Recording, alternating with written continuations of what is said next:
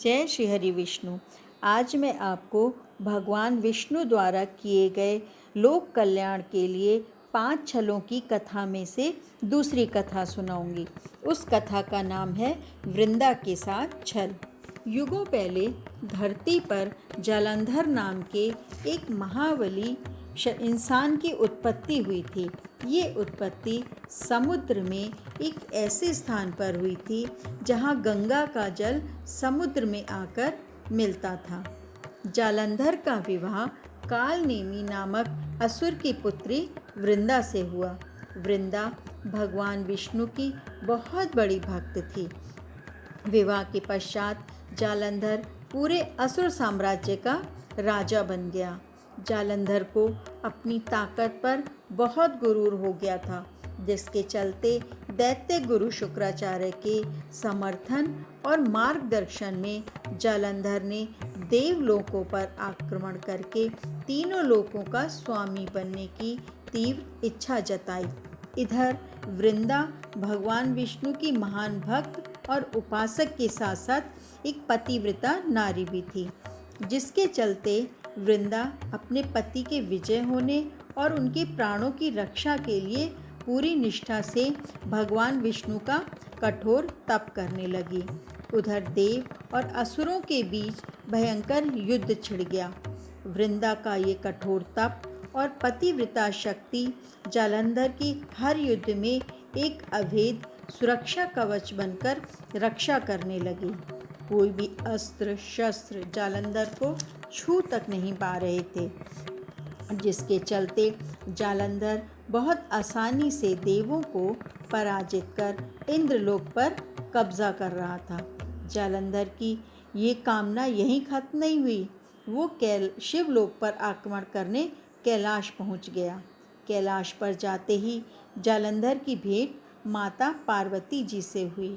माता पार्वती के तेज और सुंदर रूप को देखकर जालंधर माता पार्वती जी पर मोहित हो गया। वासना में चूर जालंधर ने विवाह का प्रस्ताव माता पार्वती के सम्मुख रखा। माता ने जालंधर को सावधान करते हुए वहां से चले जाने को कहा। तब जालंधर ने बलपूर्वक माता पार्वती को ले जाना चाहा। उसी समय माता ने भगवान शिव का आवाहन किया। भगवान शिव तुरंत वहां प्रकट हुए। जालंधर और भगवान शिव के बीच भयंकर युद्ध छिड़ गया। चारों तरफ प्रलय मच गई। सारा लोक परलोक इस युद्ध को देख रहा था। भगवान शिव जालंधर पर जो भी वार करते, उससे जालंधर को कोई हानि ना होती। युद्ध लंबे समय तक चलता रहा। कोई परिणाम नहीं निकल रहा था। भगवान शिव मन ही मन भगवान विष्णु से आग्रह करने लगे कि प्रभु पता लगाओ कि आखिर कौन सी शक्ति जालंधर की रक्षा कर रही है। प्रभु इसका तुरंत कोई समाधान निकालो, वरना अनर्थ हो जाएगा। तब भगवान विष्णु समझ गए कि कौन सी शक्ति जालंधर की रक्षा कर रही है। ये शक्ति थी पतिव्रता और भगवान विष्णु के कठोर तप की। भगवान विष्णु ने तुरंत जालंधर का रूप धरा और अपनी माया से राक्षसों की सेना तैयार की।